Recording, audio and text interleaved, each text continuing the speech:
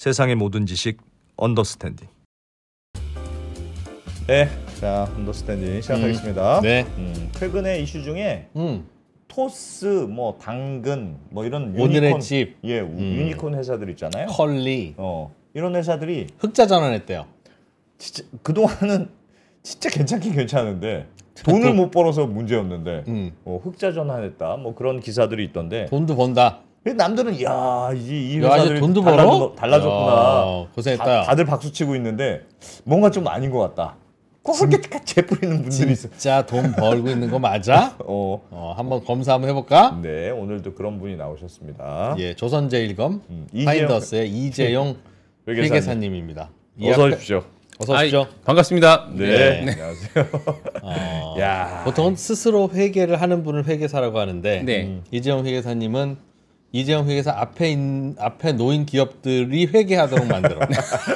잘못했습니다. 회계. 네. 네. 그러니까요. 네. 그때 백종원 대표님 거 한번 했다가 아직도 그냥 사람들이 와서 난 이런 줄 몰랐어. 진짜 그렇게 많이 보실 줄은 몰랐습니다. 너무했어 진짜. 네. 잘 됐으면 하는 마음에서. 사람은 괜찮지 않습니까? 백종원 대표님이? 뭐 그러시겠죠. 본 적은 없지만. 오늘도 걱정된다. 오랜만에 흑자 전화했다고 막 좋아하더라고 있던데. 네, 아닙니다. 네. 제가 이제 그동안 제가 벌써 2022년부터 우리 방송 나오기 시작했는데 이제 23년도에는 스타트업 얘기를 많이 했어요. 왜냐면 제가 스타트업 컨설팅도 하고 투자도 한 사람이니까. 근데 작년에는 거의 안 했거든요. 왜 안 했냐면 다들 아팠어요. 너무 힘들어. 그치, 얘기할 게 없어. 그치. 아니 뭐 아픈데 내가 소금 뿌려 안 될 줄 알았어라고 소금 뿌리면 너무 이렇게 안 이쁘잖아요. 가족자인데. 그러니까 굳이 할 이야기가 없어서 제가 작년에는 스타트업 얘기를 안 했고, 근데 올해 들어서 보니까 기사가 제가 그래도 스타트업 뉴스들은 다 챙겨보는 편인데 기사가 너무 다 똑같은 거야. 무슨 말이냐면 어디 흑자.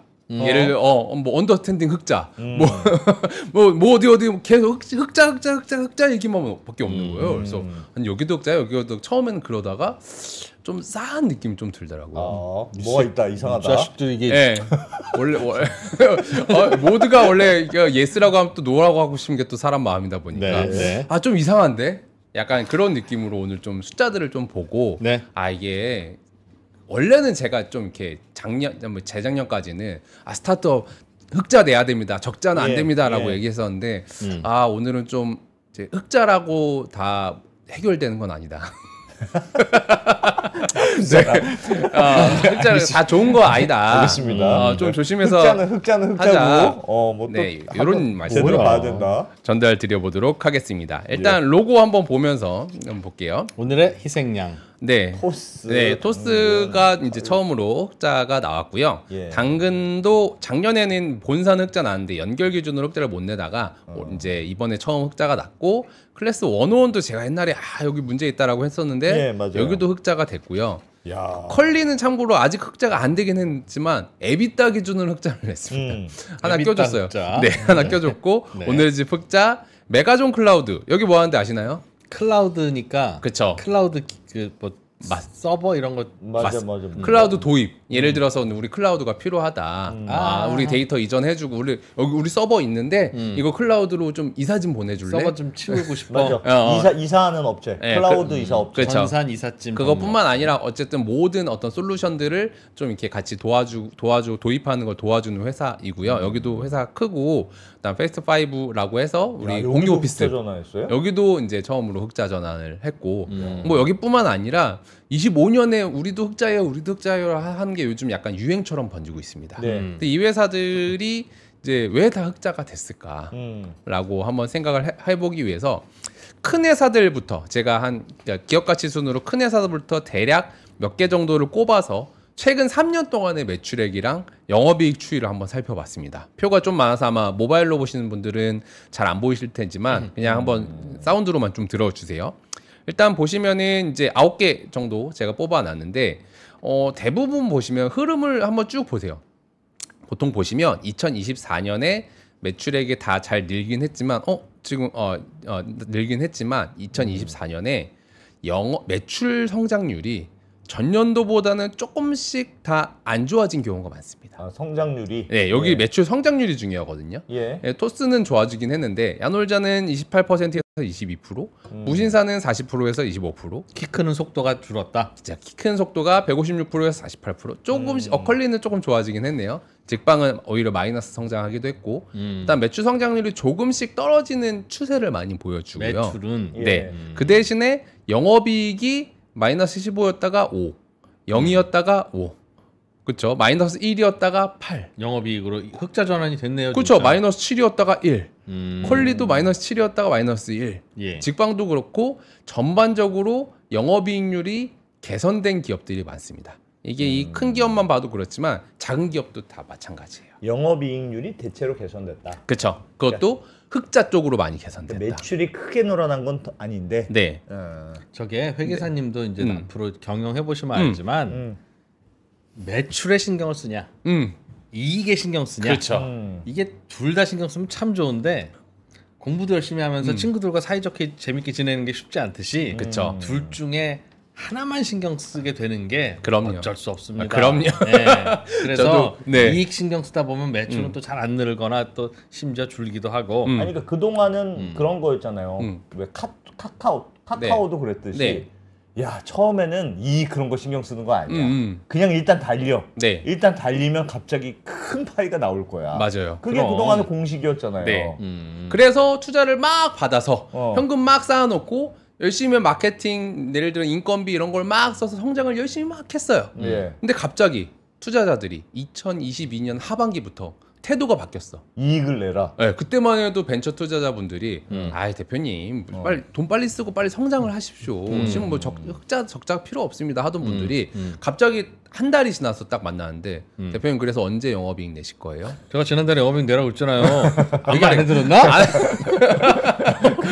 갑자기 분명히 얘기하고 간 것 같은데. 언제까지 이러려고 그러나? 갑자기 태도가 싹 바뀌어 이렇게 바뀌어요. 물론 이거 그냥 극단적인 예시이지만 예. 실제로도 이런 사례가 너무 많습니다. 그러다 보니까 대부분의 스타트업들이 이제 2022년부터 네. 하반기부터 허리띠를 졸라매기 시작해서 예. 23년, 24년까지 열심히 이제 졸라맨 결과 그 결과가 지금에 보이는 이제 흑자 이제 퍼레이드들이 예. 이제 보이는 거예요. 그렇지만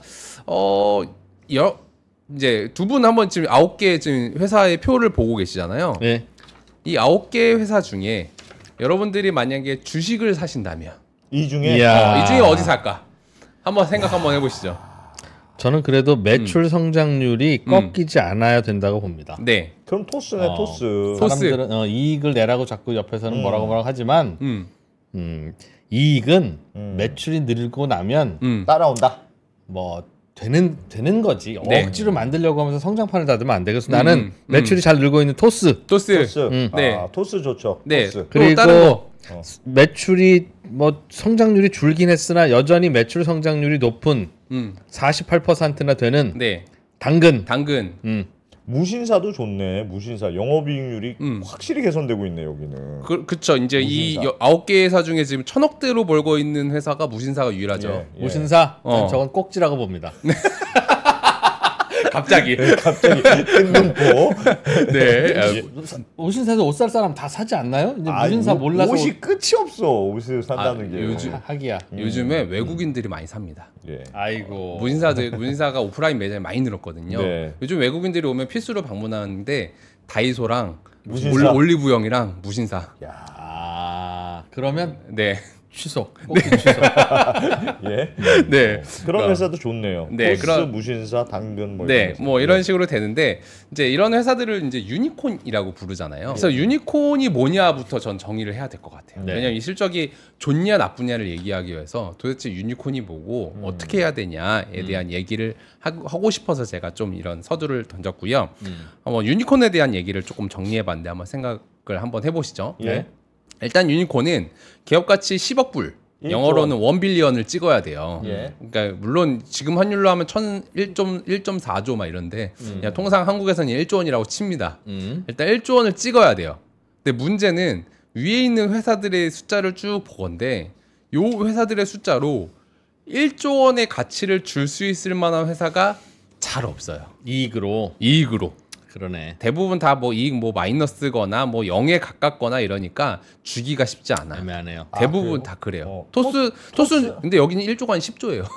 토스는 무슨 하여튼 10조 상장을 목표로 한다고. 그러니까 하던데. 900억으로 10조 주려면은 도대체 100배를 줘야 되잖아요. 대부분 현재 가치랑 예. 현재 재무제표의 숫자랑 매칭이 잘 안 돼요. 이 숫자 그대로 여의도 들고 가면 혼나겠죠. 예. 혼나요. 그래서 이분들은 뭘 해야 되냐면, 근데 문제는 뭐냐면 투자자들이 보통 이제 덩치가 많이 큰 상태니까 투자하고 나서 보통 계약서에 2년 혹은 3년 내에 IPO 하기로 예. 상장하기로 하고, 그때 뭐 그거 못하면은 이렇게 벌금 줄 거야, 약간 이런 식으로 이제 약간 투자 계약서를 많이 씁니다. 그래서 네. 이분들은 어쨌든 몇 년 안에는, 손에 꼽히는 해 안에는 상장이나 M&A나 뭐든 해서 주주들을 내보내 드려야 돼요.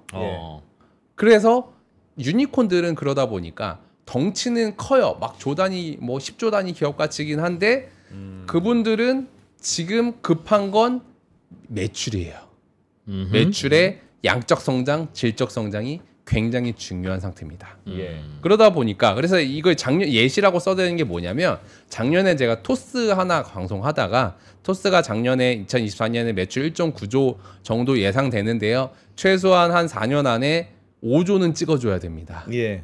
이 정도는 찍어줘야 투자자들이 적어도 손해는 안 볼 것 같습니다. 이런 얘기를 했잖아요. 그러다 보니까 이분들은 급해요. 그러니까 이 정도 수준이 아니라 이 정도 수준이 아니라 최소한 30에서 50% 성장 정도는 해야 된다. 따박따박 찍어줘야 제가 밑에서 보여드렸던 1년에 1조씩 크는 매출액 있잖아요. 예. 1년에 1조씩 크는 매출액이 된다. 보여지기 시작해요.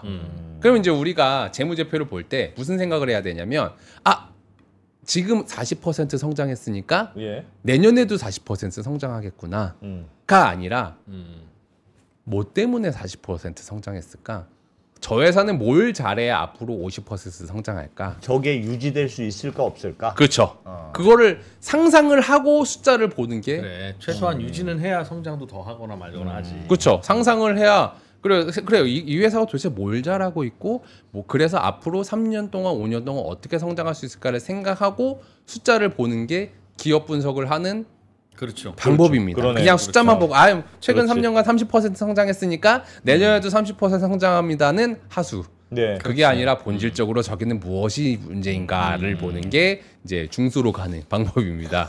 그래서 중수로 가기 위해서 한번 생각을 해보자고요. 오늘은 이제 제가 예. 5개의 회사를 가지고 오늘 말씀을 드릴 건데요. 예. 사례로서 한번 생각을 해보시죠. 토스 여러분 쓰고 계시죠? 예. 토스는 어떻게 성장할까요? 토스는 네. 자꾸 새로운 서비스를 붙여. 네, 그렇죠. 사람이 자꾸 모여. 네, 그래서 자꾸 그 안에서 그냥 조문딱조문딱해. 맞아요. 토스는 그게 장점입니다. 제가 토스는 그래도 여기서 맨날 매년 방송을 했으니까 예.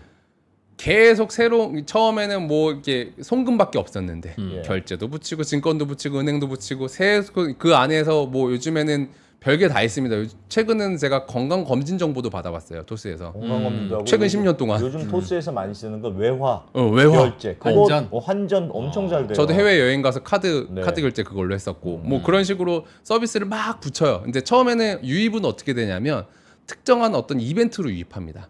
이거 긁으시면 500원 드려요. 뭐 설날이니까 복주머니 드릴게요. 약간 짜치는 느낌이던데. 그치. 그렇게 열심히 하나 봐. 이거 계좌 만드시면 뭐 랜덤으로 해서 뭐 주식 하나 드리거나 뭐 5,000원 드리거나 해드릴게요. 2원 주고 그래 뭐 한번 하면 한도 그래. 진짜. 언더스탠딩은 이런 건 안 짜칩니까 지금 네. 이거? 이거 지금 이거? 이게 안 짜치냐고. 네. 와. 그쵸. 원래 사업은 짜치는 겁니다. 근데 거기서 울림이 옵니다. 예. 사업은 짜치는 그래 거다. 원래 사업은 울림이 와. 한 푼 짜치는 거야 원래. 맞아. 짜쳐. 1원 줘. 1원이 뭐. 맞아. 토스 아유. 마케팅이 예. 짜치는 종류가 꽤 많습니다. 예. 근데 짜치지만 그렇게라도 해서 100명한테 보내서 한 명의 예를 들어서 계좌를 만들어주면 그래. 그 사람이 계좌도 만들어서 적금도 들고 대출도 받고 카드도 만들고 주식 투자까지 해주면 얼마나 좋아.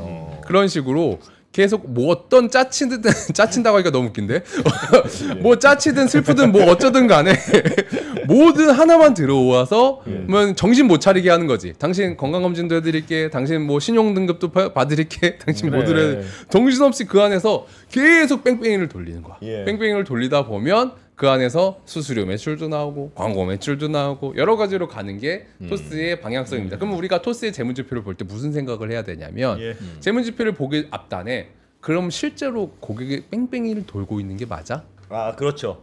계획대로 예상 목표한 대로. 그리고 그 뺑뺑이를 돌면서 유저 수도 늘어났어. 즉 유저의 양과 질적인 면이 늘어나면 그러면 내년 재무지표도 좋겠네. 그렇죠. 라고 예상하는 게 우선입니다. 예. 그런 상상을 해야 돼요. 예. 당근은 어떻게 됩니까? 당근은 어떻게 유입될까요? 처음에? 처음에는 중고 거래를 시작해 보죠. 그렇죠. 예. 뭔가를 살 게 생겼어. 예. 예를 들어서 아기가 생겼어. 뭐 해서 아기용품 같은 것들이나 뭐 이런 거 뭐 이때 소문 나 사고 싶은 게 있어서 유입이 되죠. 당근은 지금도 이프로님 많이 쓰세요? 자주 씁니다. 완전 당근맨이야 당근맨 거의. 당근맨. 주로 뭘 보세요? 뭘 찾으세요 거기서? 거기서 뭐 집에서 이제 애들이나 와이프가 이거 필요하다고 한 거 그거 이제 찾고 네. 뭐 새 거 사달라고 하면 뭐 일단 당근으로 포장 안 찾아본다. 뜯은 거 혹시 파는 거 있나 찾고 뭐 주로 저는 살 때 쓰죠. 살 때 쓰시죠? 네. 요즘에 당근에서 중고차랑 부동산 거래도 많이 되는 거 아세요? 집도 내놔요 당근에. 그렇죠. 역시 벤츠 나오고 막 이런다면서요? 예. 차도 나오고 집도 나오고. 웬만한 중고차 사이트보다 거래량이 더 많다고 하더라고요. 거기서 실제로 팔리기도 하고. 예. 실제로 그 등기소 가 보면은 자동차 이제 등록증 발급하는 저도 작년인가 차를 팔았는데 당근에서요? 아니요. 저는 그냥 개별로 팔았는데 저도 이제 등록증을 바꾸기 위해서 갔더니 당근으로 온 사람들을 둘씩 이렇게 자꾸 들어오더라고. 그렇지. 왜냐면 따로 중개인이 필요 없지. 신뢰만 있다라고 한다면. 그리고 동네 주민한테 나쁜 차 팔면 힘들지. 그렇지. 왜냐면 같은 동이니까 찾아올 수 있잖아. 그렇지. 나 네 집 주소 안다. 어디 아파트 어디 사는지 아니까. 그러니까 어쨌든 그런 식으로 거래 아이템을 요즘 계속 늘려나가고 있고 그러면서 이제 사람들이 처음에는 이제 애기용품만 보던 사람들이 중고차도 보고 집도 보고 하면서 계속 들어오죠. 그리고 그 다음에 당근이 하고 싶은 거는 커뮤니티예요. 그래 동네 무슨 모임 이런 동네 거. 생활 해가지고 뭐 테니스 동호회, 뭐 독서 동호회 내지는 아니면 이제 뭐 그런 동네 소식들 같은 거 그런 얘기들을 하면서 사람들이 많이 들어오면 결론적으로 사람들이 이제 이 프로님처럼 자주 들어올 거잖아요. 그러다 보면 어쩌다 보면 실수가 됐든 진실이 됐든 광고를 클릭하게 돼요.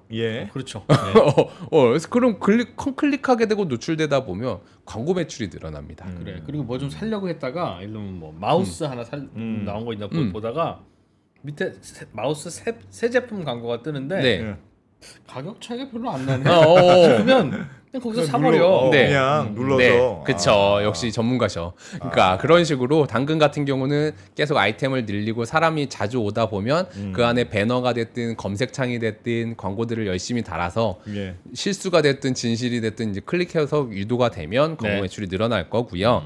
컬리는 어떻게 될 거냐면 컬리는 보통 이제 마케팅을 통해서 들어옵니다. 처음 회원가입 안 하셨나요? 회원가입 하시면 컬리 해봤어요, 맞아요. 회원가입해요. 보통 10,000원짜리 쿠폰 드려요.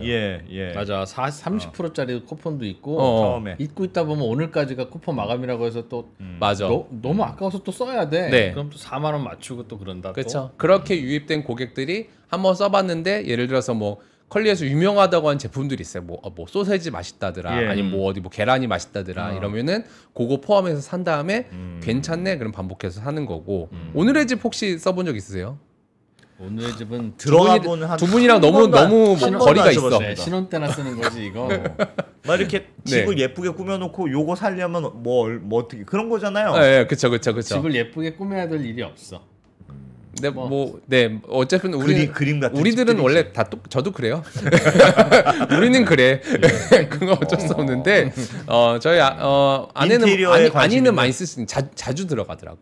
왜냐면 거기 가면 요즘 트렌드가 있어. 요즘 뭐 약간 뭐 화이트 뭐 인테리어 아니면 뭐 어디 뭐 블랙 인테리어 해가지고 이제 뭐 하면은 그와 관련된 제품들이 쫙 나와 있고 거기서 이제 조명 하나 사거나 테이블 하나 사거나 이런 식으로 사소하게 사고 아니면 요즘엔 인테리어도 많이 하거든요. 예. 인테리어 업자도 거기 많이 연결해주고. 들어와 있어요. 연결해주면 하고 나면 싹 사진 찍어요. 왜냐하면 이제 티가 나야 되잖아요. 예. 사진 찍어서 거기다 이제 업로드를 하면은 또 그거를 통해 나도 만족감을 느끼고 또 고객도 늘어나고 계속 사고 싶다 사고 후기 올리고 구매하고 그걸 이제 무한 반복시키면서 거래 금액이 올라가는 형태고요.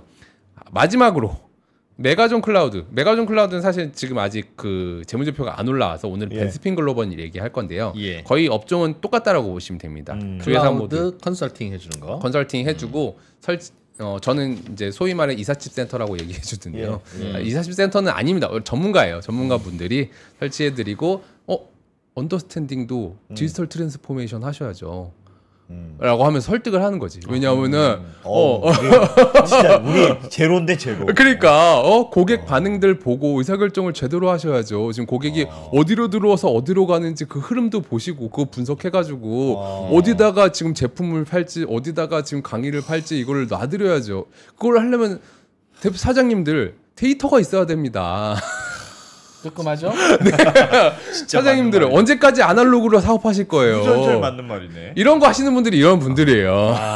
그렇구나. 왜냐면 거의 그러면 언더스탠딩에는 아마존 클라우드가 맞네. 지금 보니까 아니면 언더스탠딩에는 영어 되겠네. 마이크로소프트 게 맞네. 왜냐면 그 안에 수많은 이 솔루션들이 들어 있으니까 그거에 맞는 거를 이제 이제 컨설팅을 해드리고 이삿짐까지 나와드리고 그러면 이제 앞으로 나한테 이제 그 클라우드 비용 결제하시면 내 마진 떼고 제가 아마존한테 이제 쏘는 방식으로 이제 일어나요. 그러면 이제 이분들의 입장에서 제일 이제 해야 되는 거는 그렇게 컨설팅해서 많은 고객들을 모아오면 따박 한 번 꽂으면 계속 결제가 나한테 이루어지니까 계속 다양한 고객들을 이제 나의 파이프라인으로 연결해서 그러다가 그렇죠. 그러다가 중간에 한 번씩 또 찾아와요. 이번에 새로운 프로그램 나왔는데 한번 보실래요? 이거 하면은 좋은 사람들이네 아주. 이거 하면은 영상도 그냥 클릭하면 나와요. 그냥 스크립트만 몇 줄 쓰시면 이걸로 해드리겠습니다. 이런 것도 다 컨설팅 해드립니다. 좋은 사람들. 그런 식으로 이제 만드는 거예요. 계속 고객들한테 쌓아서 반복 결제, 그다음에 업셀링, 계속 새로운 프로그램, 새로운 소프트웨어들 최신 것들을 계속 더해드리면서 업셀링하는 게 이분들의 사업 모델입니다. 전산팀장 접대해주고. 그렇죠. 그럼 전산팀장이 이런 거 하자고 하고. 네. 사장님은 IT 잘 모르니까 그런가 보다 하고 도장 찍고. 그럼 또 싹 도입하고 전산팀장은 또 술 한 번 더 얻어먹고. 그럼 옛날식으로 하면 약간 그런 식이기도 하고요. 어쨌든. 그리고 사장님이 그러다 이제 전산팀장이 이놈 자식 필요 없는 거 자꾸 산다고 야단치면 회사 옮기고. 회사 옮겨서 또 새로운 사장님한테 거기서 또 필요하다 그러고. 이거 사야 된다고 하고. 근데 그게 옛날 같으면 그냥 서버, 컴퓨터, 이런 소프트웨어 설치 이런 거였는데 지금은 다 이제 반복 결제 형태로 많이 바뀌다 보니까 옛날에랑은 조금 다르긴 하지만 형태는 아주 크게 다르지는 않을 거라고 생각합니다. 이런 식으로 이제 회사를 바라보려면 그 회사가 뭐 하는 회사고 어떻게 그 이제 선순환이 굴러가는지를 알고 그럼 선순환의 고리가 잘 돌고 있나 망가졌나를 생각한 다음에 숫자를 보면 조금 더 선명하게 보일 거다가 이제 제 이야기고요. 그걸 통해서 이 회사들이 그러면 지금 다들 흑자라고 하는데 그럼 진짜 건강하게 흑자가 나고 있는지 건강한 흑자라는 거는 고객들이 지금 만족하고 있고 내년에도 이제 계속 성장을 할 것인지 아니면 일시적인 흑자인지 아니 떨어지고 있는 흑자인지 이런 것들을 한번 좀 살펴보도록 하겠습니다. 네, 일단 토스 한번 볼게요. 토스는 제가 그래도 제일 우대하는 회사이고 요즘 저한테 자꾸 특수관계자라고 하시는데 특수관계자는 아닙니다. 주식은 없고 가끔 물론 친하긴 합니다. 그래서 조금만 얘기할게요. 토스는 토스는 이제 좋습니다. 뭐가 좋냐면 매출 성장 속도가 굉장히 좋죠. 아까 보셨다시피 매출이 3조에서 1.9조대로 굉장히 많이 올라갔고 영업이익 마이너스 2천억이었던 것을 단박에 900억으로 플러스를 만들었습니다. 증권 때문에 그렇다면서요? 그렇죠. 증권 때문에 그랬는지를 알고 싶으면 친절하게 이 회사가 비금융과 금융의 이제 수익과 비용을 나눠놨으니까 걔를 구분해서 보면은 누가 이 흑자의 1등 공신위원지를 찾을 수 있거든요. 당연히 1등 공신은 1등 공신은 금융입니다. 왜냐하면 그 위에 있는 금융과 비금융을 이제 수익과 비용으로 빼보면 비금융은 이제 본사 플랫폼 영역 이제 사업을 하는 본사 예전에 그냥 송금해줬던 그거예요? 그렇죠. 그거는 없을 거 아니에요. 이제. 그렇죠. 송금도 지금 하는데 예. 송금 서비스하고 플랫폼으로 다양한 서비스를 정보성 서비스를 제공해 주거나 아니면 결제 수익도 있죠. 결제를 하면은 뭐 0.5%가 됐든 몇 퍼센트든 이제 예. 그 결제 수수료가 있으니까 플랫폼으로서의 광고 수익, 수수료 어떤 뭐 카드나 어떤 대출 중개를 통한 어떤 수수료 수익 예. 그리고 결제 수수료 수익 이런 것들이 더해서 비금융이라고 합니다. 그래서 보면은 이제 일단 이제 크게 흑자에 기여를 한 건 금융이 맞습니다. 왜냐하면 전년도에 금융 수익이 흑자가 40억이었다가 1,600억이 됐으니까. 와. 이야. 증권이 엄청나네. 아주 잘 되는 건 확실합니다. 매출액도 2배가 넘게 올랐죠. 2,000억이었던 매출액이 4,250억이 됐으니까. 증권사네 증권사 토스는. 증권사는 그러니까 웬만하면 돈이 되는 거야. 근데 말이죠. 네. 그 보통 기업 가치를 말할 때 네. 증권사는 펄을 많이 안 주잖아요. 많이 안 주죠. 예. 네. 돈은 갈퀴로 굽는데도 불구하고. 그쵸. 그죠. 그쵸. 왜냐면 깔아놓으면 거기서 수수료가 따박따박 들어오니까. 예. 네. 돈은 갈퀴로 긁는데 야 저게 성장해봐야 얼마나 성장하겠어. 천수답이지. 라고 네. 생각하고 서로 그냥 뺏어 먹는 퍼가 비즈니스죠. 5배, 뭐 6배 뭐 이 정도로 거래돼요. 네, 맞아요. 근데 토스가 돈을 버는데 네. 토스가 증권업으로 돈을 벌면 네. 그럼 사실상 토스의 퍼도 네. 한 5배, 6배 이렇게 주면 이게 10조는 안 나오지 않겠느냐. 유니콘 못 가는 거 아닙니까? 네. 일리 있는 지적이십니다. 하지만 이제 제가 드릴 수 있는 말씀은 예. 증권 같은 경우는 아직 그런 기성 기업들 네. 우리가 알고 있는 이 회사보다는 아직 어린이 수준인 거죠. 그러니까 물론 요즘 해외 주식은 뭐 거의 뭐 메디안에 든다곤 하는데 예. 전체적인 규모로 보면은 아직은 어린이에서 청년 사이예요. 토스 증권은 토스 증권은. 더 클 여지가 있다. 그렇죠. 아직은 성인까지 가려면은 이제 좀 더 남았어요. 그러다 KB 키운 메리츠는 다 컸는데. 그렇죠. 거기는 이미 성인이에요. 이미 이제 중장년이기 때문에 이제 퍼라는 게 결국 미래의 성장성을 보고 하는 거예요. 예. 아니 중장년한테 퍼를 높게 줄 수는 없잖아요. 아니, 중장년이지만 여기는 아직 청년이기 때문에 조금 더 퍼를 줄 여지가 남아 있다가 첫 번째고요. 예. 두 번째는 기존 금융사들은 플랫폼 사업을 못 합니다. 예. 뭐 법적으로 못 하는 경우도 있겠지만 본질적으로 그런 수수료 베이스의 사업을 오랫동안 영위하다 보니까 플랫폼을 해도 잘 안 돼요.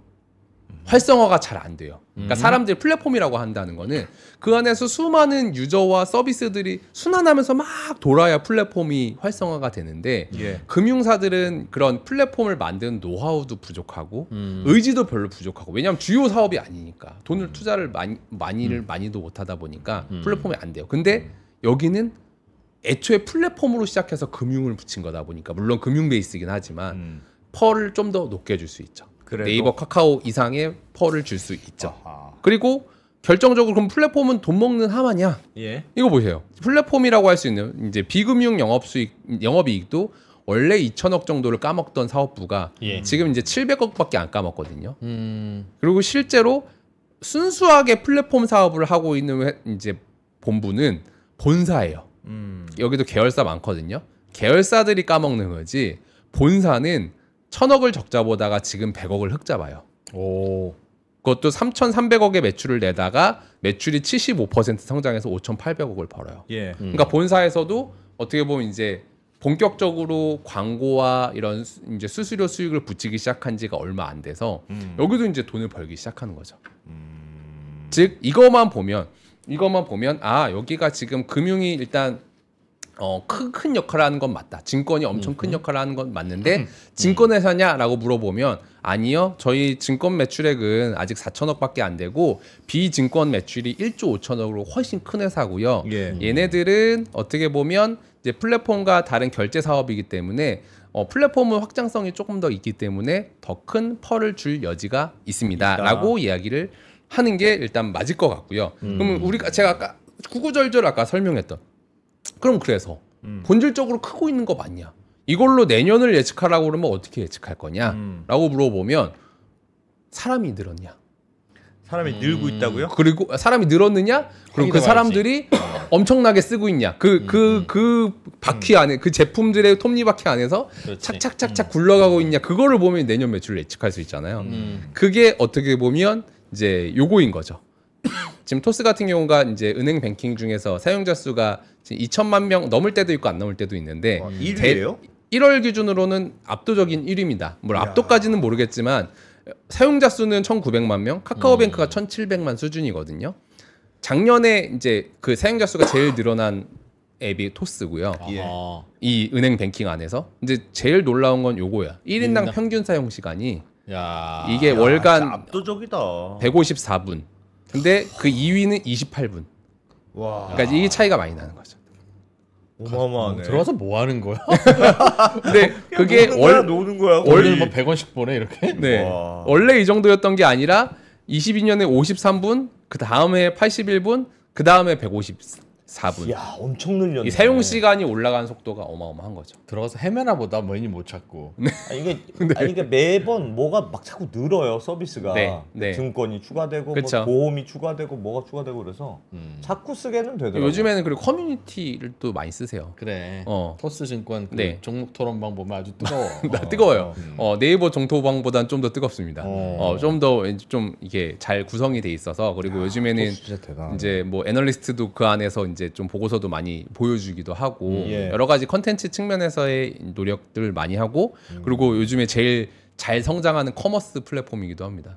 그래서 이제 물건도 사고 있어서 맞아, 무슨 물건도 팔더라고요. 물건도 많이 팝니다. 그래서 물건도 많이 팔고 있어서 그런 관점에서 보면 일단 요것만 보면 물론 더 디테일한 거는 다 찾아봐야겠지만 일단 토스는 특정 서비스로 톱니바퀴 굴려서 그 안에서 사람들 정신 못 차리게 하다 보면 거기서 수수료나 광고 매출이 나오겠거니가 우리의 어떤 가설이었는데 예. 저렇게 유저 수도 많이 늘어나고 사용 시간도 늘어나는 거 보면 우리가 생각했던 가설이 맞나 보다. 어쨌든 잘 가고 있다. 그래서 토스는. 매출이 저렇게 늘어나고 있나 보다. 그게 만약에 맞다라고 한다면 실제로 그러면 내년에 사용 시간도 또 늘어나면 매출액은 이 속도 그대로 또 늘어날 가능성도 있겠구나라고 생각하는 게 이제 외부인 입장에서는 뭐 합리적인 시각일 것 같아요. 그러네. 토스 좋네. 이 프로님 뭔가 반박하고 싶은데 지금 못 찾고 계신 것 같아요. 근데 저도 토스 쓰는데 진짜 좋아요. 근데 좋아, 이제 좋아. 토스의 시간이 길어지는 건 네. 그 주식 투자 시작하면 네. 그 종목창 열어놓고 계속 보잖아요.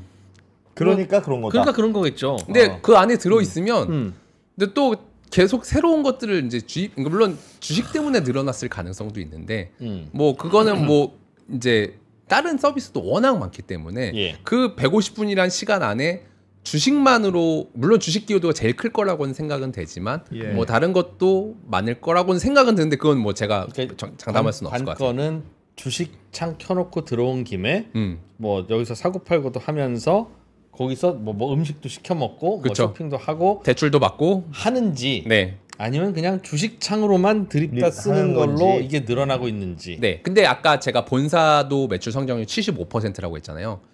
주식만 하면은 본사 매출액이 안 납니다. 그렇지. 네. 야, 근데 이 재밌는 게 아까 표에서 토스 얘기하다가 이렇게 하는데 K뱅크는 네. 어쩔 거야. 인터넷뱅크가 토스, 카카오, K뱅크잖아요. 네. 토스 2위 카카오뱅크잖아. 네. K뱅크는 저 9위에 가 있어. K뱅크 도대체 뭐 하는 거야? 그냥 계좌 확인 가끔 들어가서 계좌 확인 정도 하는 거죠. 야, 진짜 우리은행 NH 신한보다도 더 뒤네. 그쵸. 하나원큐.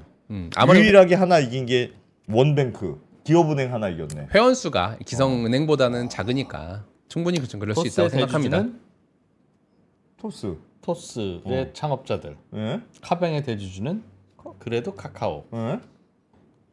K뱅크의 대주주는 KT? KT BC카드 뭐.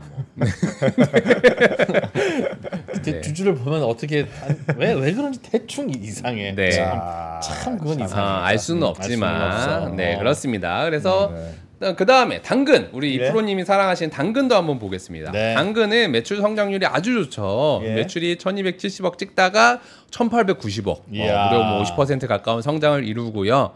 참고로 이 회사가 흑자가 된 게 이제 올해가 처음이냐라고 물어보면 실질적인 흑자는 작년이 처음이었어요. 왜냐하면 본사는 이미 90억을 벌었는데 예. 연결로 마이너스 90억일 뿐이었어요. 그럼 왜 이렇게 연결이랑 별도랑 차이가 많이 나냐? 자회사가 뭘 까먹었나? 그렇죠. 지금 별도도 지금 뭐 본사가 370억 벌 때 연결로 25억이면 차이가 352억이거든요. 352억을 300억 까먹는 해외에 투자하고 있어요. 해외 캐나다, 일본 이런 데 가서 해외 당근 해외 당근 열심히 하고 있습니다. 그것 때문에 돈을 까먹고 있는 거예요? 거기는 매출이 없어요. 매출이. 아니 근데 당근은 뭘로 돈을 벌었네? 누가도 뭘로 돈을 버는지 모르겠던데. 여기 나오죠.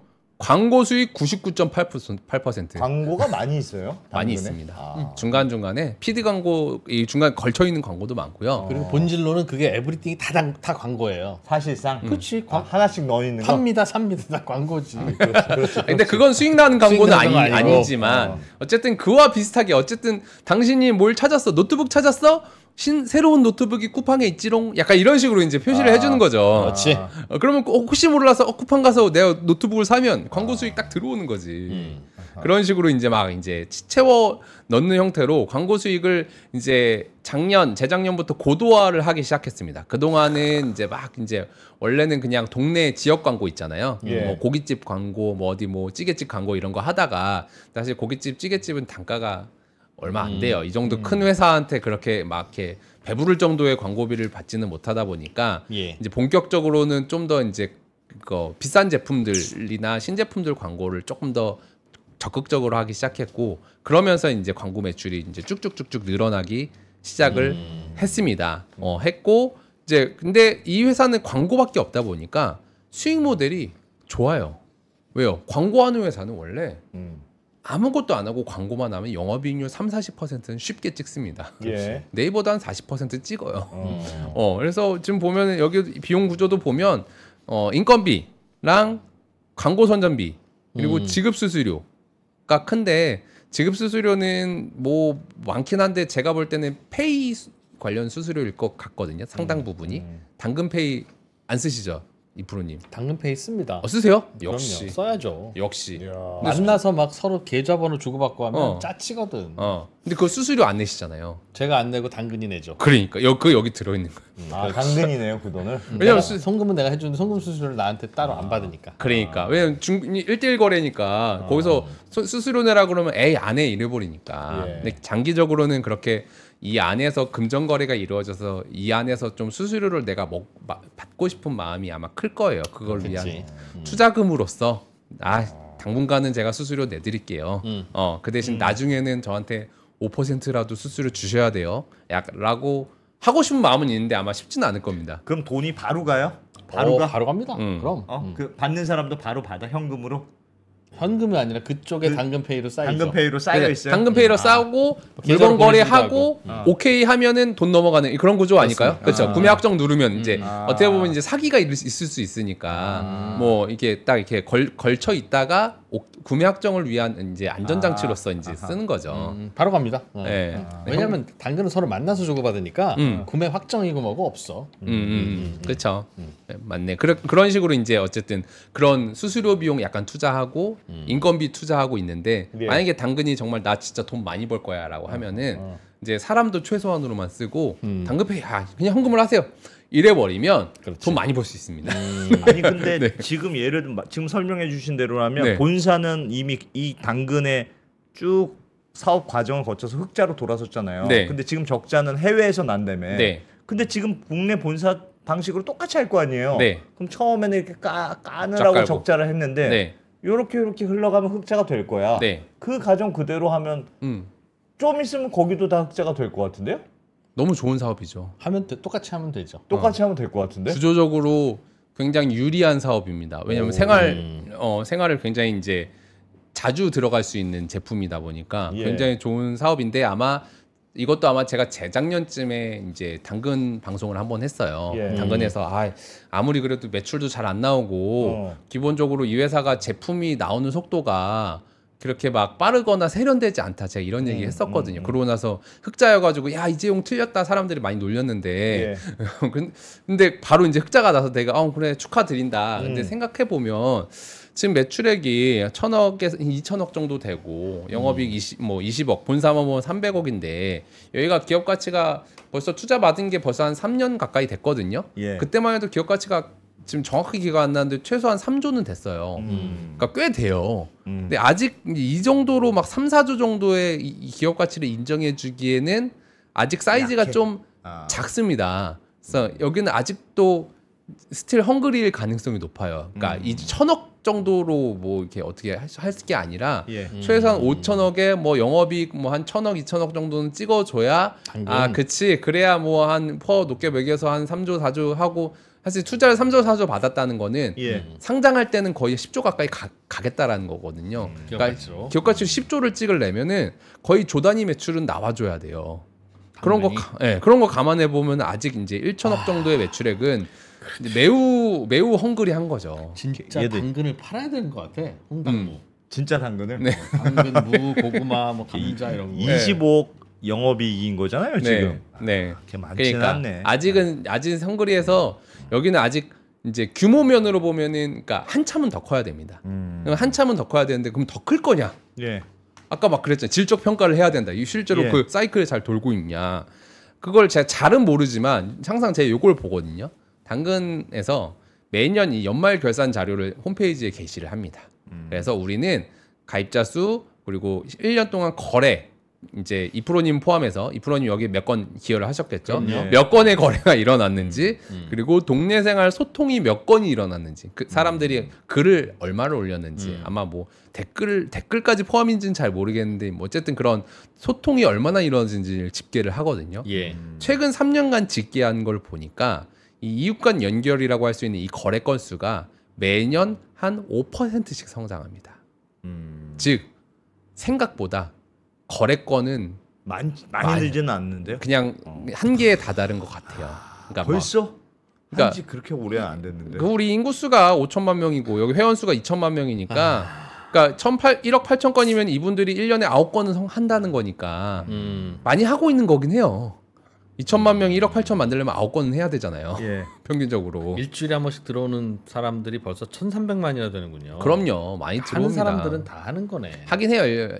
일주일에 한 번 들어와요. 더 여기서 뭘 늘릴 게 많지가 않네요. 그러니까 이게 거래가 이제 거래는 끝났어요. 그러니까 어떻게 보면 거래는 그냥 여기서 뭐 우리가 1억 8천만 건인데 이미 많아요. 우리 2천만 명 1억 8천 했으면 많이 했지. 이게 막 10억 건 100억 건이 되긴 쉽진 않아요. 그러려면 우리가 매일 해야 되는데 그거는 어렵고 그러면 이제 이 회사는 뭘 해야 되냐면 광고 매출이잖아요. 무조건 체류 시간과 접속 빈도를 늘려야 할 사명이 있어요. 광고 매출이니까. 근데 이것저것 살 게 많고 팔 게 많아야 접속도 하지. 그렇죠. 팔 일 없으면 당근 앱에 잘 안 들어가요. 그렇죠. 우리가 자동차를 1년에 몇 번이나 사겠어요. 아파트를 1년에 몇 번이나 사겠어. 그러니까 빈도가 이미 이제 빈도는 거의 이제 성장 한계에 와서 그냥 조금씩 성장하는 구조가 된 거고. 그럼 당근 입장에서 그러면 이 트래픽을 늘리기 위해서 어떻게 해야 되느냐. 제일 하고 싶은 게 그나마 두 번째로 보여주고 있는 동네 생활 소통이에요. 얘를 마구 늘리고 싶어서 이 안에 표시를 해준 거예요. 이게 무슨 말이냐면은 사람들이 와서 막 떠들고 테니스도 치고 배드민턴도 치고 막 이제 그냥 시덥지 않은 얘기도 하고 재밌는 얘기도 하고 해야지. 사람들이 그거 보기 위해서라도 하고 그 안에서 만남도 이루어지고 하는데. 근데 저게 돈이 많이 될까요? 그 온라인판 벼룩시장인 셈인데. 그쵸. 벼룩시장에 옛날에 물건도 팔지만 뭐 알바도 구합니다. 뭐 그런 소식지 같은 거 하는 거잖아요. 동네 소식지도 하는데 그 안에서 그냥 어떻게 보면 네이버 카페 이런 역할도 합니다. 네이버 카페 뭐 동호회 이런 역할도 뭐 밴드 이런 역할도 하기 때문에 무조건 많이 들어오면 거기서 광고 매출을 낼 수 있습니다. 왜냐면 네이버가 그렇게 돈을 벌잖아요. 동네 식당 알바 이런 거 여기서 찾고요. 또 뭐 나 소일거리가 필요한데 나 이런 거 하려는데 혹시 나 쓸 사람 없어? 그런 것도 찾고 그런 식으로 글이 올라오면 예를 들어서 광고 붙여줄 수 있지. 예를 들어서 야 요즘 맛집 어디야? 라고 물어보면 뭐 여기 고깃집이 맛있어라고 붙여줄 수도 있고. 그러니까 여기 뭐 요즘에 뭐 어디 뭐 학원 어디가 잘한데? 뭐 학원 붙여줄 수도 있는 거고. 너무 아이디어라는 거. 실제로 형광등 갈아주실 분 뭐 2만 원 뭐 이렇게 올립니다. 그렇죠. 바퀴벌레 잡아주실 분 2만 원 이런 거 다 나와요. 바로 근처니까 2만 원 벌고 올까? 이런 생각할 수 있지. 근데 문제는 거기서 수수료는 못 받는다는 거지. 당근이. 당근이. 수수료 받는다 그러면 일단 사람들이 이제 꺼려지잖아요. 그래서 당근이 선택한 건 현재로서는 광고 매출밖에 없거든요. 광고 매출을 하려면 무조건 접속 빈도를 마구 늘려야 되는데 이거 보시면 동네 생활 소통수가 3,900만 건이거든요. 전년도에 비해 50%가 늘었어요. 근데 문제는 동네 생활 소통은 지금 유저가 지금 이제 WAU가 1,300만이면 일주일에 한 번 들어오는 게 1,300만 명인데 이 사람들이 1년 동안 글 3개 올리는 거야. 야. 아직 멀었지. 아직 멀었네. 이거는 사실 이웃간 연결보다 10배 이상은 10배가 뭐야? 수십 배는 나와줘야 되는데. 나와줘야 그치 이게 트래픽이면 여기서 광고를 좀 뽑아낼 수도 있겠다라고 하는데 얘가 잘 안 돼요. 예. 난 당근에 좋은 수익 모델 하나 알고 있는데 가르쳐 줄까 말까. 네. 네. 당근은요. 네. 그 서로 물건 살려고 이렇게 살만한 물건 팔만한 물건 맞다 놓으면 채팅을 걸게 시작합니다. 예. 네. 예. 그 채팅을 유료화해야 돼. 왜? 왜요? 누가 해? 질문하는 사람이 하나 질문할 때마다 100원씩 내면 답변해 주는 사람한테 한 70원씩 줘야 돼. 왜? 그리고 30원은 당근이 띄고. 그럼 돈을 내면 아무도 채팅을 안 걸 거잖아요. 안 하죠. 돈 내고 왜 채팅을 해요, 내가? 물건을 살려는데 궁금한 게 없다고? 아니, 물건 사는 게 있지만 그 작은 허들이 그냥 거래를 안 하게 만드는 거예요. 당근으로 물건 팔아보면 제일 짜증나는 게 뭐냐면 자꾸 물어보기만 하는 거. 사진 않을 건데. 다 써놨는데 물어봐. 그쵸. 찔러나 보는 거지. 상태 어떤가. 내가 지금 상태 꿀이라고 써놨거든. 상태 꿀. 꿀입니다. 이게 하루에 꿀입니다. 네. 아주 그래서 미쳐버리다가 당근을 떠나는 사람들이 많은데 물어볼 때마다 돈을 받으면 그 돈을 받는 효과야 얼마 안 되겠지만 질문을 최대한 자제하게. 네, 좋은 아이디어 감사합니다. 네, 당근에서 당근의 그 만족도를 높입니다. 네. 좋습니다. 우리 남은 시간이 얼마 없으니까 빠르게 또 가보도록 하겠습니다. 여유 있게 쓰셔도 돼요. 네, 좋습니다. 네, 오늘의 집 얘기 좀 더 오늘의 집 얘기해 보면요. 어쨌든 당근은 그게 이게 좀 안타깝다. 요거 좀 잘 좀 키워달라. 이 얘기 하고 싶었고요. 그다음 오늘의 집은 매출액이 22% 상승했고 영업이익이 살짝 플러스가 됐습니다. 네. 살짝 플러스가 됐는데 이게 잘한 거냐 못한 거냐 물어보면 6억 이익이야 6억 이익? 네. 좀 아쉬워 보이지만 그래도 약간 뭐라 그래 젖잘싸 느낌이라고 해야 되나? 이게 무슨 말이냐면 이거는 약간 쥐어짜서 흑자를 만든 그런 느낌이에요. 이게 무슨 흑자를 만들겠다는 일단은 언더스탠딩 이익이랑 비슷하다 이거죠? 잘 쥐어짜셨고 네. 그리고 그러니까 예수금 늘어난 거 보니까 예수금이 뭐냐면 이제 뭐 보통 고객의 돈이거든요. 그러니까 아마 이 회사가 얘기하기로는 이제 하게 되면은 고객이 구매 확정 누르기 전에는 예수금으로 간다 약간 이런 얘기를 하던데 어쨌든 거래량 자체가 22% 늘어나는 건 맞는 것 같은데 왜 젖잘싸라고 하냐면 이것 때문이에요. 통계청 자료를 제가 찾아봤는데 이거 이사를 안 가. 요즘 사람들이 그러니까 100명당 이사를 몇 명 가느냐를 통계를 내봤는데 1년 동안 100명당 1년에 12명 이사를 가는 거예요. 근데 그게 1970년 이후 거의 최저거든요. 그러니까 왜냐하면은 집이 비싸니까 집이 부동산 거래량이 줄어들다 보니까 이사를 안 가는 거기도 하고 고령화 현상이 심해지다 보니까 이제 이사를 좀 덜 가는 거기도 하고 이러나 저러나 이제 그 오늘의 집장에서는 좀 억울한 게 우리 이때 한창 성장해야 될 성장기인데 거래량이 씨가 말랐어요. 여러 가지로 이제 그렇게 할 말은 있다. 그러니까 우리는 어쨌든 내 인테리어 가구 뭐 이런 거 팔아야 되는데 이제 사람들이 이사를 가야 물론 요즘에는 집에 있어도 인테리어 하고 가구 사지만 그래도 이사 가야 좀 사람들이 대거 지르잖아요. 그럼. 이사 가야 대거 지르는데 안 간다. 근데 이렇게 거래량이 줄었는데 내가 22% 성장했으면 잘한 거 아니냐. 야, 회사 입장에서 그렇게 주장할 수 있겠네. 네, 실제로 그 가구 회사 제가 찾아봤거든요. 네. 한샘, 리바트, 일룸 찾아보면 한샘 마이너스 3%, 뭐 아이고야. 리바트 18% 올랐다고는 하지만 영업이익은 1%거든요. 지금 영업이익과 이 매출 성장률을 같이 보시면 거의 이제 0에서 1, 2 사이의 영업이익과 마이너스와 플러스 사이의 매출 성장률을 보실 수 있고 주가 모양도 딱 아까 그 이사율과 똑같죠. 이사 떨어진 시기와 주가 떨어진 시기가 똑같죠. 네. 그러니까 사람들이 이사를 안 가니까 가구도 안 사, 뭣도 안 사, 인테리어도 안 해. 그러니까 여기 매출 성장률 0%에서 뭐 3% 마이너스 할 때 봐라 우리는 22% 상승했다. 얼마나 잘하고 이 험난한 와중에. 그러니까 오늘의 집은 좀 억울하지만 그래도 이 정도면은 나름 이제 이 인테리어나 이 가구 시장에서 나름 이제 힘을 보여줬다라고 보여주고 만약에 좀 경기가 좋아지고 경기는 어쨌든 순환하는 거니까 경기가 좋아지고 뭐 언젠가 금리는 내려가겠죠. 금리가 내려가고 사람들이 조금 더 이제 부동산 경기가 활성화되는 시점이 오면 그러면 우리는 갈 수 있지 않을까라고 주장은 해볼 만한 숫자이긴 합니다. 예. 이사를 좀 더 자주 가게 되면 당근도 매출이 잘 오를 거예요. 모르겠네요. 그것도 있겠네요. 쫙 정리한다니까. 그렇겠네. 네, 그렇죠. 근데 문제는 거기서 수수료는 못 받는다는 거. 네, 그렇죠. 이거 날라갔네요. 근데 여기 오늘의 집은 실제로 여기서는 물건을 직접 파는 거예요? 아니면 중개만 해주는 거예요?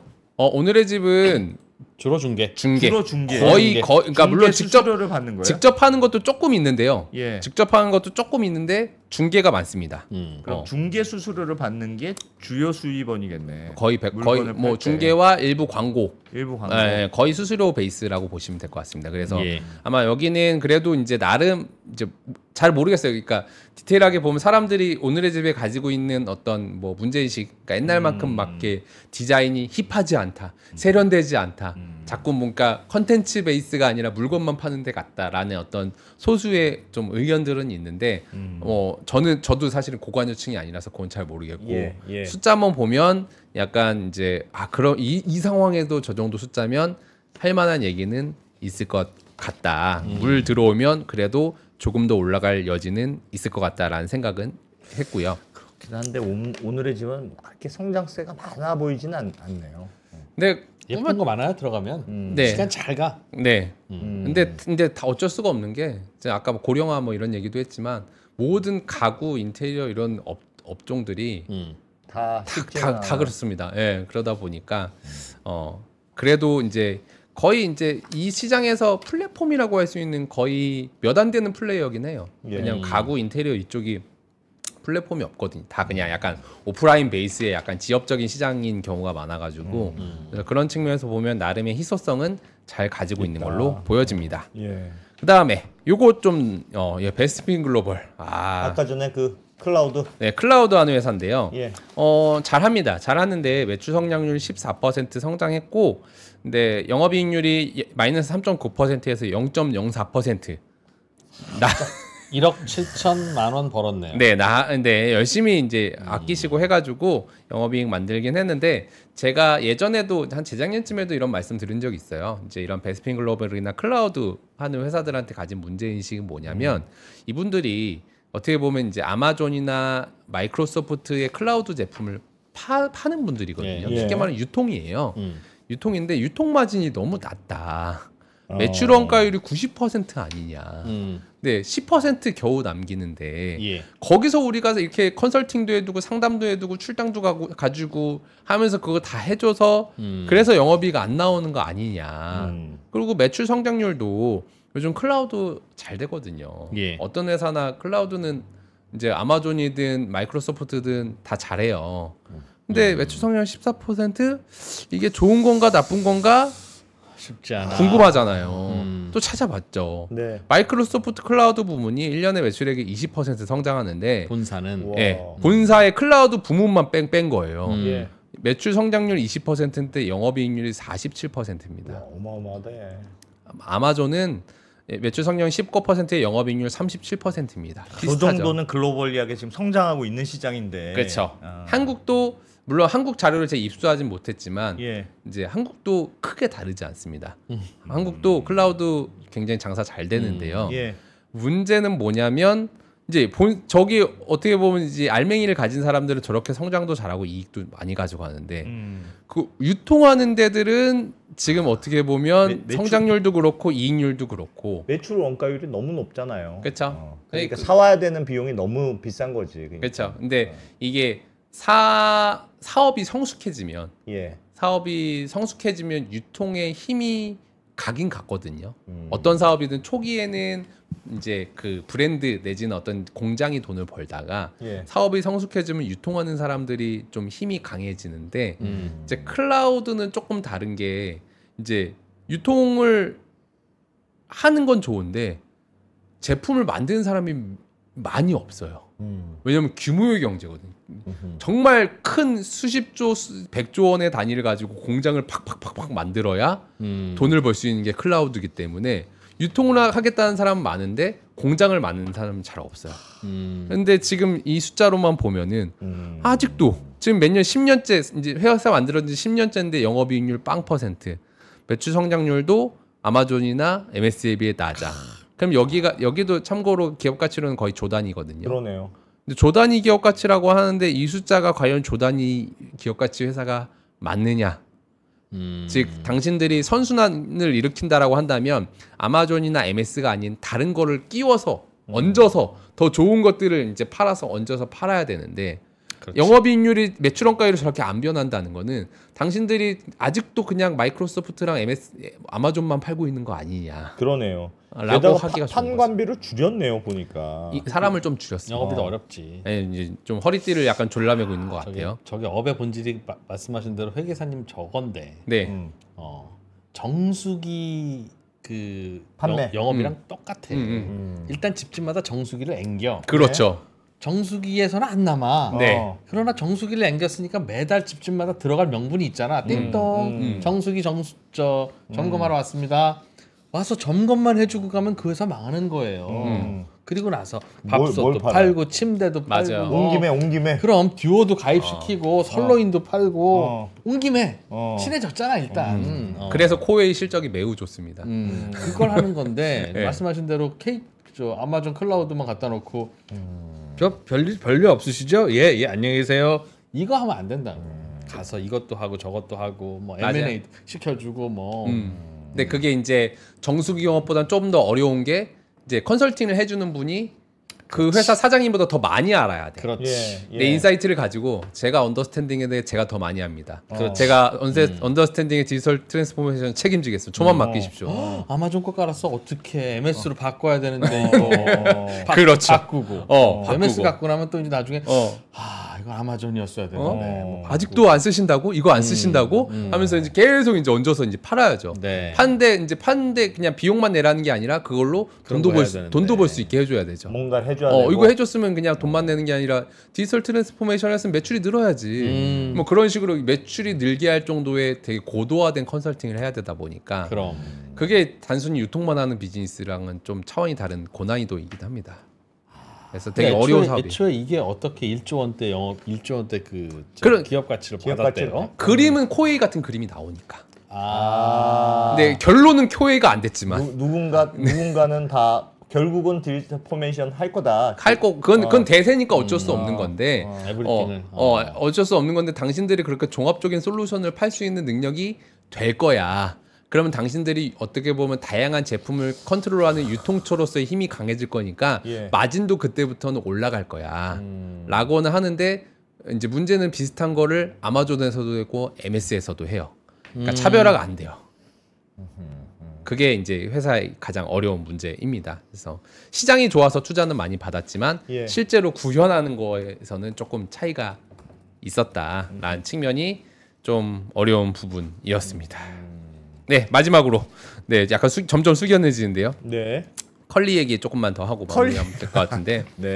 컬리 아픔이 있지. 컬리 저도 좋아합니다. 컬리 좋아하고요. 이제 컬리가 근데 그래도 컬리 응원하고 싶은 마음은 뭐냐면 지금 재작년 2022년까지 적자가 2,300억이었어요. 영업 적자가 2,300억이었던 적자를 마이너스 180억으로 2년 만에 2,100억을 줄였습니다. 이거는 되게 칭찬할 만한 사건인 것 같아요. 어떻게 줄였지 이거? 2년에 2천억 줄이기 정말 쉽지 않거든요. 마이너스 10%에서. 어떻게 줄였냐라고 물어보면 여러 가지가 있는데 그 결론적으로는 매출 원가율을 1년에 2%씩 떨어뜨렸어요. 즉 마진을 높이기 시작했어요. 마진을 높이기 시작했다는 거는 뭐 제품을 더 비싸게 팔았다라기보다는 예전에는 이제 고객들 막 유치하고 거래량 늘리기 위해서 쿠폰을 많이 뿌렸는데 뭐 쿠폰을 줄였다라고도 할 수도 있을 것 같고요. 그리고 또 두 번째로는 쿠팡이 되게 잘 나가잖아요. 쿠팡이 바잉 파워가 세지면서 수수료율을 조금씩 올리거든요. 그러면 이제 우리는 내 컬리라고 생각해 보면 같이 따라서 조금 올리는구나. 쿠팡보다만 좀 싸게 팔면 되잖아요. 수수료 싸게 매기면 되잖아요. 약간 쿠팡이 키워주는 것도 있어요. 그러다 보니까 여러 가지 뭐 이건 확실한 얘기는 아니고 제 추정이고 어쨌든 그런 것들 내실을 다지기 위해서 조금 더 수익성 있는 제품 위주로 판다든지 즉 성장성을 최대한 이제 억제하고 왜냐하면 원래 같았으면 우리가 쿠폰도 뿌리고 막 마케팅도 하고 했던 것들을 줄이고 해가지고 어떻게든 조금씩 남기는 것들 위주로 제품 판매 구성을 했더니 매출은 1년에 2% 내지는 5%밖에 안 컸지만 적자는 마이너스 10%, 11%에서 이제 마이너스 0%대까지 왔고 이제 한 칸만 더 넣으면 우리는 흑자다. 꼭 이것만 아니더라도 에비타 기준만 봐도 흑자다라고 할 수 있는 거죠. 네이버랑 뭐 손잡는다면서요. 네이버가 지분을 산다. 네, 그게 뭐 뉴스로 나오긴 하는데 사실 저는 이게 좀 죄송스럽긴 한데 아주 크리티컬한 뉴스는 아니라고 저는 생각을 하는 게 컬리 입장에서는 이제 판매처를 확보하기 위해서 즉 고객을 더 많이 확보하기 위해서 네이버를 잡는 거고 노출. 네이버 입장에서는 이제 그 판매자를 많이 데리고 와야 팔 수 있으니까 컬리를 하는 거거든요. 그런 측면에서 보면 뭐 네이버 입장에서는 뭐 그래 괜찮네라고 하는데 컬리 입장에서는 지금 신규 가입자를 모으는 게 컬리 입장에서 그렇게 중요한가에 대한 저는 의문은 있어요. 왜냐하면 컬리가 적자잖아요. 적자라는 말은 지금 있는 고객님들이 우리한테 유의미한 만큼의 객단가를 만들어주고 있지 않다는 뜻이거든요.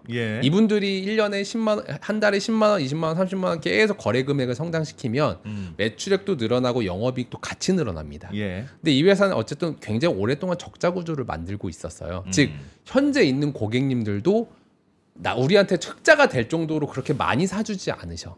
반복 구매가 잘 안 돼요. 근데 네이버를 통해 신규 고객을 모집해 왔어. 근데 그분들 입장에 우리는 그분들한테 또 다시 이제 또 오랫동안 관계를 유지하기 위해서 쿠폰도 줄 것이고 더 좋은 제품도 줄 것이고 하거든요. 즉 이 회사는 신규 고객이 영업이익에 그렇게 도움이 안 되는 단기적으로 장기적으로 보면 신규 고객이 너무 중요한데 단기적으로 보면 영업이익에 그렇게 도움 안 되는 고객의 가능성이 높습니다. 그럼 이 회사 입장에서 시급한 거는 이 구조 내에서 현재의 구조 내에서 어떻게 더 10만 원 쓸 사람 11만 원 쓰게 할까? 어떻게 두 달에 한 번 오던 고객을 한 달에 한 번 오게 할까? 즉 이 안에서의 사이클이 얼마나 잘 굴러가는 게 중요하지. 외부 고객을 어떻게 유치할까는 이제 그 다음 얘기라는 거죠. 그래서 저는 그 이번에 네이버 뉴스가 컬리 입장에서는 네이버 컬리 협업한다는 게 뭐 네이버 입장에서는 뭐 괜찮은 아이디어일 수도 있겠는데 근데 컬리 입장에서도 네이버랑 같이 하면은 팔아주는 거잖아요. 앞에 판매 채널이 생기는 거잖아요. 수수료를 떼줘야 돼요. 근데 나는 적자 기업이야. 근데 그동안 내 자사에서만 팔아서 판매 수수료라는 게 없었는데 갑자기 네이버가 팔아주면 최소한 2% 3%는 떼줘야 되거든요. 그렇겠네. 나는 이미 마이너스인데 거기서 2% 3% 떼주고 신규 고객이라고 쿠폰도 나눠주고 뭐 또 해주고 하면은 단기적으로는 이제 영업이익에 큰 도움이 안 될 가능성이 높습니다. 그래서 그 부분이 약간 이제 우려되는 상황이었어요. 그러니까 이 회사는 결국은 무조건 내실이에요. 이 안에서 계속 구매가 이루어지면서 객단가를 높이는 게 가장 큰 숙제입니다. 근데 원래 가정은 그러니까 이것도 매입해오고 파는 거고 하니까 사이즈가 그러니까 규모의 경제가 더 커지면 내가 좀 더 싸게 사올 수 있을 거야. 그리고 지금 이런저런 그 새벽 배송하고 하는 경비를 더 낮출 수 있을 거야. 그런 가정이 있었으니까.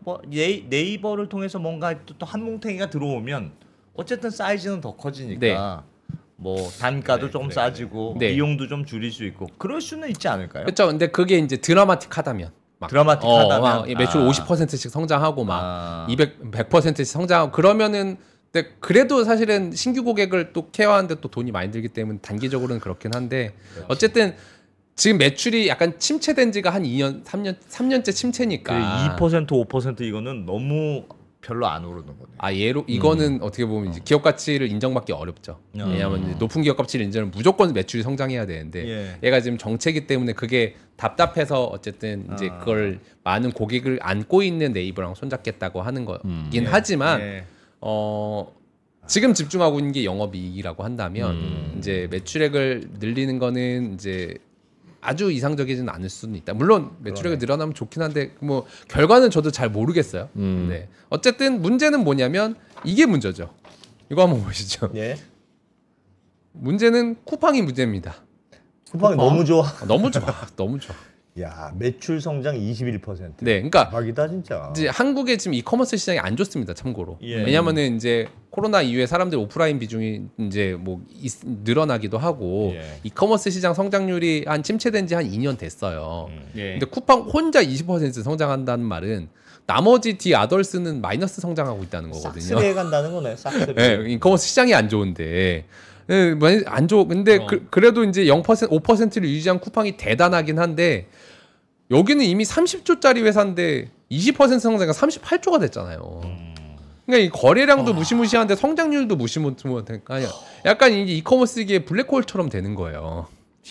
그냥 아마존 같은 느낌이에요. 그냥 쿠팡 네. 안 하고서는 어떻게 피해 나가기가 어려워. 그러니까 영업이익도 계속 늘어나죠. 3%, 4%뭐 내년 되면 5% 될 수도 있겠죠. 근데 쿠팡이 들어가 보면 딴 거랑 비교해서 별건 없어. 별건 없어요. 그냥 있을 게 다 있고 필요한 게 있을 뿐이고. 그게 제일 중요해. 맞아. 여기서 예쁘지도 않아. 여기서 요걸 비교해 줬으면 좋겠네 하면 지가 비교해 놓고 네. 야, 여기서는 결제가 되면 좋을 것 같은데 하면 결제가 되어 있고 그쵸. 될 거고. 네. 그냥 그런 야, 거예요. 지난번에 내가 주문했던 거 그거 뭐더라? 이거 검색할 수 있나 가보면 검색창이 있어. 네. 그냥 그거야. 그걸 우리는 기본기라고 하죠. 그래, 진짜. 그러니까 기본기를 하니까 딴 데 갈 이유가 없는 거예요. 네. 그리고 진짜 중요한 거다 이거. 거래량이 압도적으로 크니까 다른 데보다 싸게 팔 수도 있죠. 최소한 싸거나 거의 비슷해. 그렇죠. 그런 느낌이어서. 네. 이미 컬리보다 매출이 거의 20배 가까이 크다 보니까 뭐 규모의 경제로 이제 컬리가 얘기하기에는 그럼 20배? 20배 19배긴 한데 어쨌든 차이가 너무 많이 나니까 규모의 경제로 이제 이렇게 막 비벼보기에도 어려운 상황이어서 결국은 컬리가 생존을 하고 성장하기 위해서는 컬리만의 어떤 분명한 색깔이 필요할 것 같아요. 분명한 색깔은 컬리보다 쿠팡보다 우린 더 뭐 싸게 판다든지 싸게 파는 건 근데 불가능할 거고 규모용의 차이가 있으니까 싸게 파는 건 불가능하다면 결국 비싸게 파는 거밖에 없는데 비싸면서 좋은 제품을 어떻게 더 고객들한테 잘 소구할 수 있을까?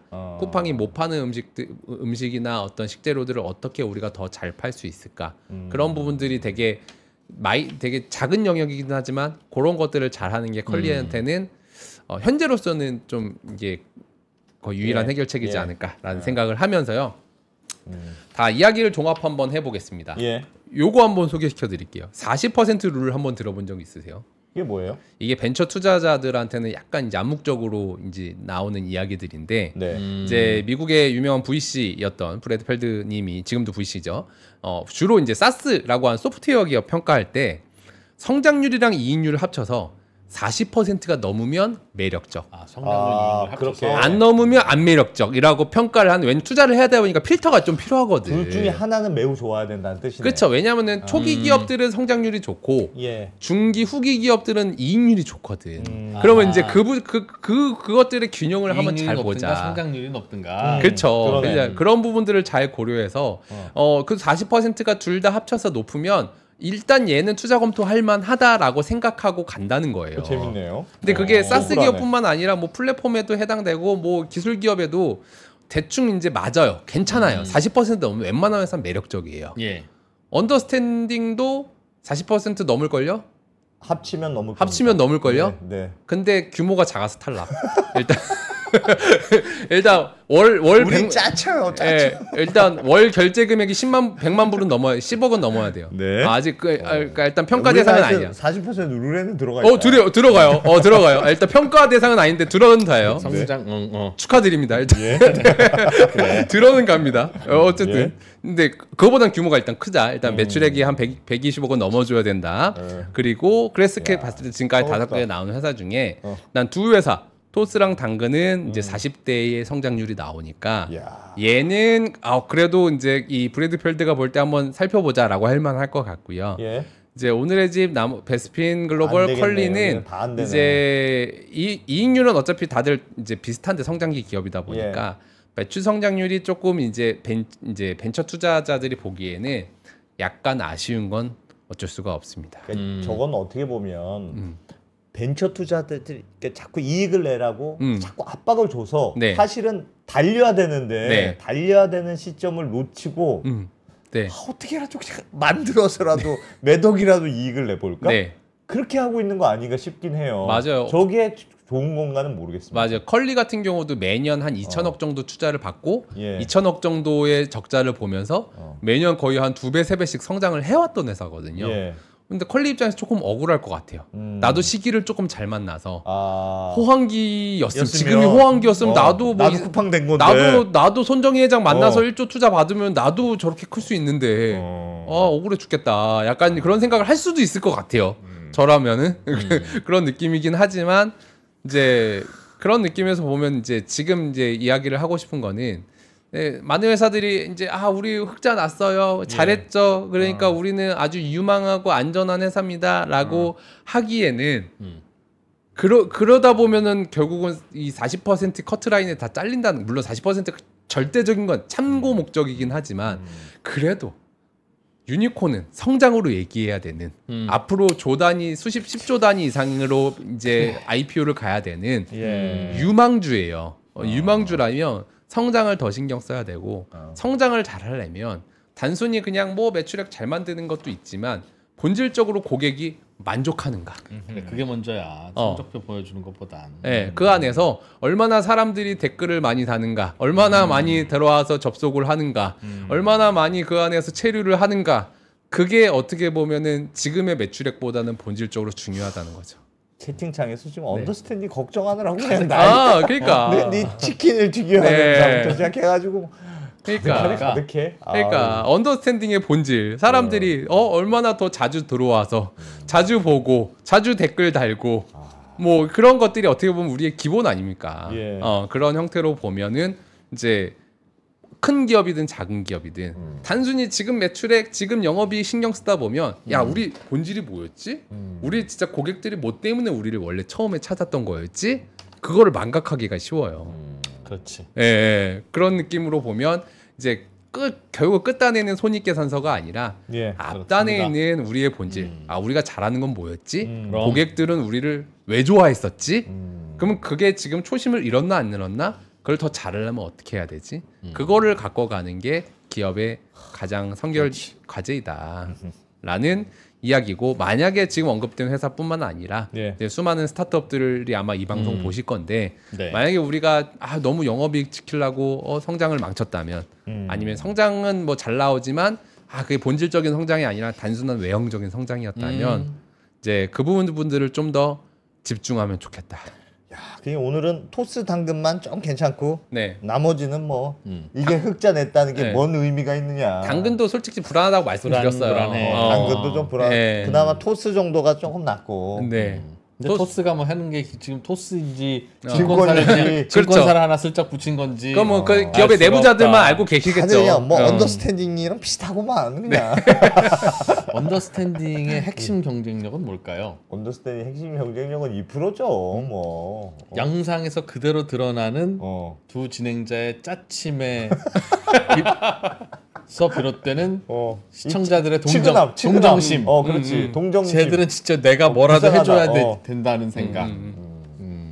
그리고 또 좋은 또 이 연사들을 잘 데려오시잖아요. 최근에 우리는 이재용 회계사를 밟고 있으니까 우리는 진짜 할 거 했어. 이 사회에서. 이 정도면. 최근에 저도 그 김태유 교수님 강의 듣고 저도 눈물을 흘렸거든요. 저런 분을 또 어디서 데리고 오신 거야 하면서. 그런 느낌으로 어쨌든 우리가 그런 지식의 허브로서 우리가 잘 큐레이션하고 엄선한 분들한테 잘 모신다. 콧대 높은 지식인들이 섭외에 망설일 때 저희는 이재용 회계사님 영상을 보여주면서 천하의 이재용도 나오는데 당신이 뭔데 머뭇거리냐. 그렇지. 우리는 뭐 할 만큼 했습니다. 그래서 그렇습니다. 그렇게 해서 오늘은 조금 이제 너무 흑자만 하지 말고 본질, 특히 외형 성장 이런 것들을 더 집중하자. 다들 흑자 났다고 막 좋아라 할 때가 아니구나. 좋아할 때가 아니다. 흑자가 끝이 아니다. 라는 측면으로 얘기를 하고 싶었습니다. 그리고 처음에 우리가 뭘 잘했는지 초심을 잃지 마라. 이 프로가 착한 얘기하고 다니고 말 조심하고 그러기 시작하면 언더스탠딩은 죽음이다. 나 너무 힘들어. 진짜 이 프로 때문에 정말 제가 좀 힘들지만 참아보겠습니다. 네. 이종혜 회계사님 잘 들었습니다. 네, 감사합니다. 고맙습니다.